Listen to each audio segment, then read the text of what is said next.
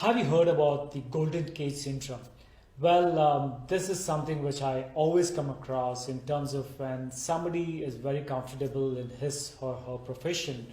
What happens is they generally tend to be very comfortable in the particular space and they stop growing.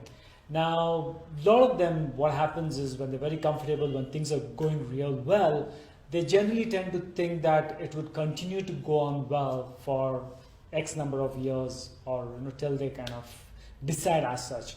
But life is not that way. When things are going well, it's good, but you need to understand that things can also go from great to kind of just like this in an instant, and things can just turn around. So when I come across with people who are in a golden cage syndrome, that's what I call it.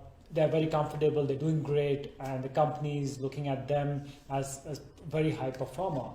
But at some point of time, I notice that they're not pushing themselves, because when things are going great, you just seems to be on a cruise control. You tend to probably more or less operate on autopilot mode. So what happens is your best talents and your best kind of knowledge, which is really deep inside of you, is not explored and not find utilized. So generally what happens is that people tend to lag. You might be good at something, but how would you know that how much more better you can be? Now that's one of the things I always kind of suggest or advise to people is look, if things are good, then you should do whatever is in your control to make it better. So push yourself. It could be kind of take on new responsibilities, see if you can step into an area where you've never ventured before, or kind of some of the easiest things is try doing, if nothing is possible at work, then try doing something outside work.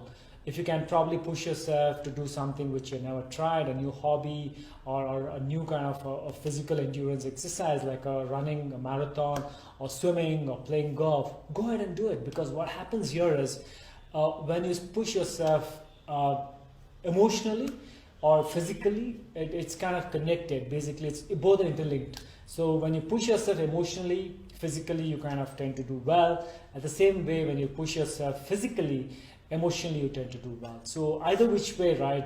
What happens is you begin to develop a growth mindset, and that, according to me, is what will keep each one of us very, very productive and really good to what we are capable of. Hope this kind of a small concept would really open up a few of you to think differently from today, and I'm sure you'll be able to kind of relate to what I'm saying when you probably go a little deeper and think about this.